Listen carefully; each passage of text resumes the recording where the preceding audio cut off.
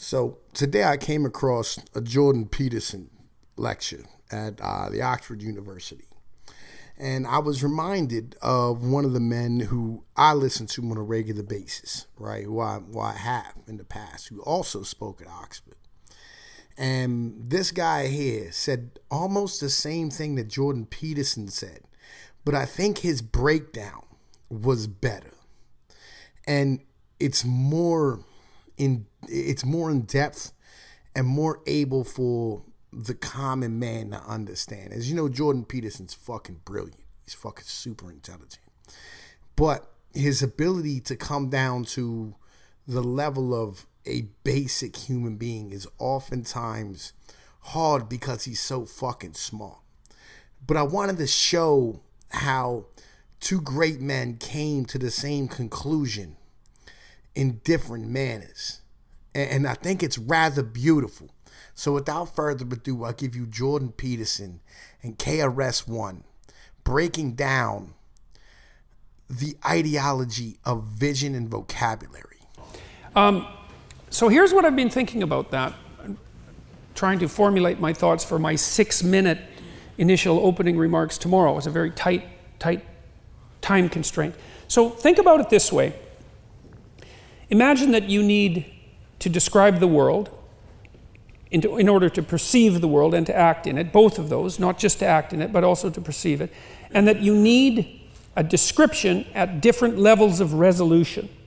You know, and you can think about how you use your computer when you're dealing with images. You know, there are some times when what you really need is a thumbnail, because it doesn't require much processing power, and it's sufficiently representative of the reality so that you can do whatever you need to do with the image with the thumbnail. And you never replace the thumbnail with a high-resolution image if the thumbnail will do. And I really like that.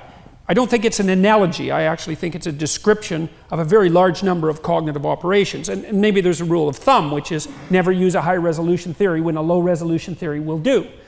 The converse is also true, by the way. To know. This is what makes you knowledgeable. If you have the ability to know something, you can become aware. And once you become aware, you're free. Here's awareness. Here's knowledge. An electrician walks in the room. Electrician walks right in the room. Certified electrician. The electrician looks at the room and sees lights, amps, ohms, wires. The electrician looks at this very room and sees a completely different room. Why? Because the electrician has electronic knowledge. The brain cannot see without word. My turn. Now, the world you see, it's really based on your ability to understand it. Your brain sees more than you think you do. I honestly believe that human beings have the ability to see the future if need be. That's why you have deja vu. You know what I'm saying? That's why you have dreams and you're able to work things out in the long term. Your brain has the ability to see shit that you don't know that you see oftentimes. And you're aware of things that you don't know that you're aware of. If you don't know what it is that you're seeing, smelling, looking at, feeling, then you are not knowledgeable about the world around you. We were having a conversation earlier, me and a buddy of mine, about the reason why people hate Donald Trump, right? People hate Donald Trump because they don't have the knowledge to be able to understand the basics of the world that we really live in. I was telling my man, he said, you don't do any body shots any places guys work on stuff. And I was like, look, man, once I left that part of the world, I lost contact because most of them went to jail because most of them are just money laundering places. You know what I'm saying? Because individuals who go get their fucking cars worked on at small body shops tend to be drug dealers because drug dealers can only spend $5,000 at a shot on their cars. without having to worry about filing their fucking taxes as an expense. They can't file insurance claims on cars because they don't buy new fucking cars because the payments get reported to the IRS. It's a banking thing. And so they end up laundering money for these drug dealers. They end up taking packages for them and shit. And this is part of the world that a lot of people don't know. They don't know. It's right in front of them. It's right there. But if you don't see it, if you don't know about it, you don't have the vocabulary. You don't have the knowledge. You don't understand it. You don't even notice it's fucking there. It's one of these things, you know, if you don't know some shit, you won't even notice it's around you, all right? If you didn't know about ticks or bugs or anything like that, right? And you were sitting outside in the grass, you would just feel like the grass is itching you.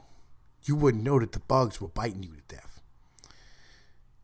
This is knowledge, you know what I'm saying? This is all stuff that you're taught about the world around you. And it's how your brain sees things.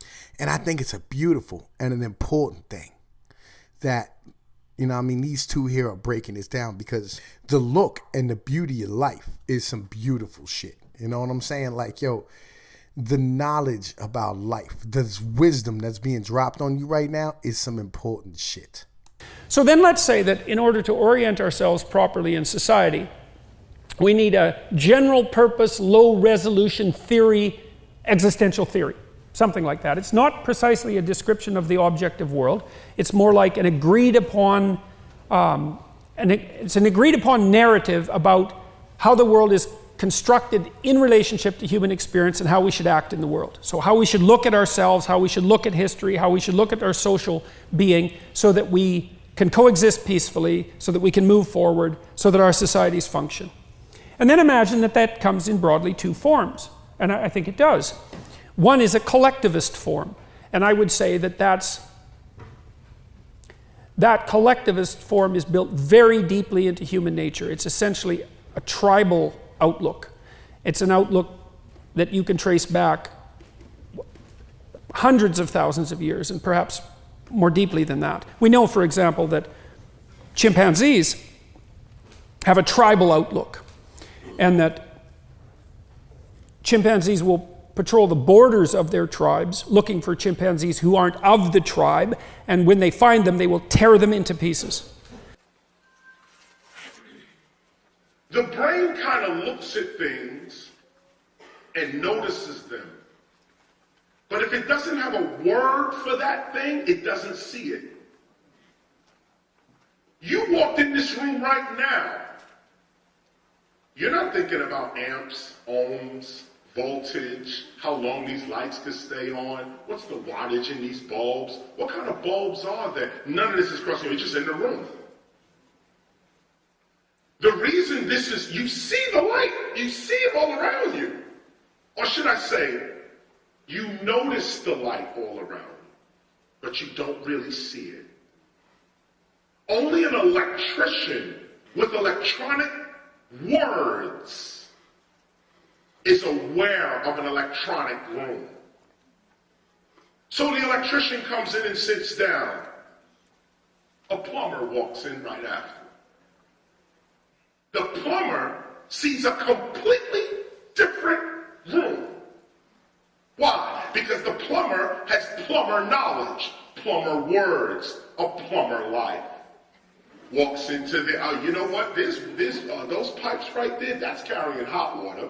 That one there is carrying cold water. Now see how it's being brought. We walk into the room, don't even think about pipe.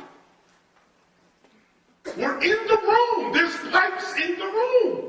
There's water going all through this room right now. But because we don't have plumbing knowledge or plumbing words in our vocabulary, plumbing reality becomes invisible to us. You're in plumbing reality, but because certain elbow pipes and wrenches, and the language of plumbing is not your language, you could be in an environment with pipes, with water, and not see it. So the electrician walks in, the plumber walks in. They sit next to each other. The electrician sees a completely different room. The plumber sees a completely different room. They're in the same room.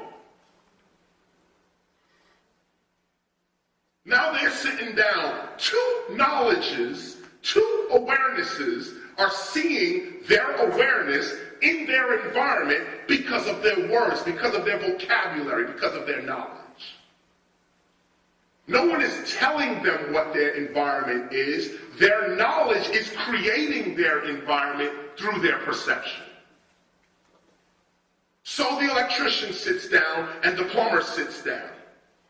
Both seeing two different rooms. A painter walks in the room. Room changes a third time.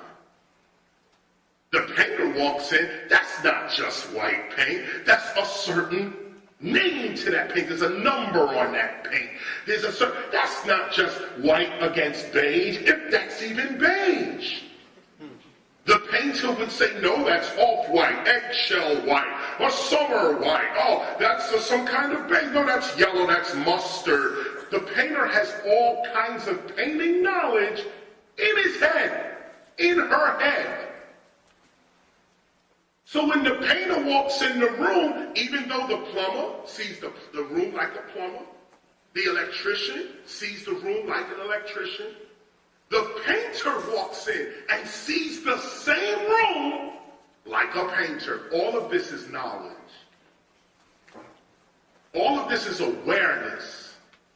What are you aware of? The things you are aware of really is determined by your level of vocabulary. The less words you know, the less you can see in your environment. There's a reason why I read to y'all from Machiavelli. There's a reason why Cam reads to you from the Federalist Papers. The more shit you know, the more words you know, the more thoughts you have, the more understanding you have of the world, not just now, but from when we came from, the better off you are in the long term. The more you're able to see of your world today. These are some beautiful fucking thoughts. This is a beautiful fucking experience, and I wanted to share it with you. I thought maybe you truly appreciate being my fans, being the individuals who rock with me. I thought maybe I'd drop a fucking jewel on y'all and see if you truly appreciate it. This is Tom Peace, man. Peace be like one. Keep reading.